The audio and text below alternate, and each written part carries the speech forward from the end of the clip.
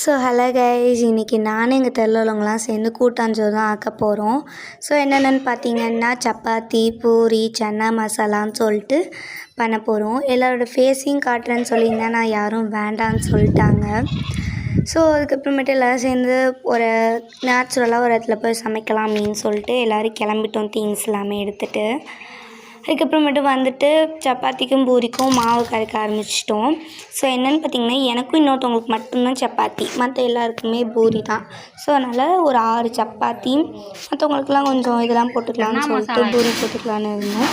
அப்புறம் உப்பு தண்ணியெலாம் கரைச்சி அதில் ஊற்றணும், அப்போ தான் நல்லாயிருக்கும், எல்லாத்துலேயுமே பரவும் அப்படின்னு சொல்லிட்டு எல்லாத்தையும் நல்லா மிக்ஸ் பண்ணிட்டோம்.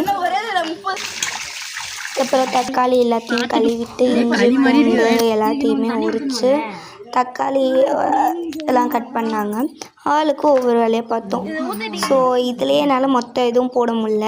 ஸோ பார்ட் 2 வீடியோ வேணுன்னா நம்ம வீடியோ லைக் பண்ணி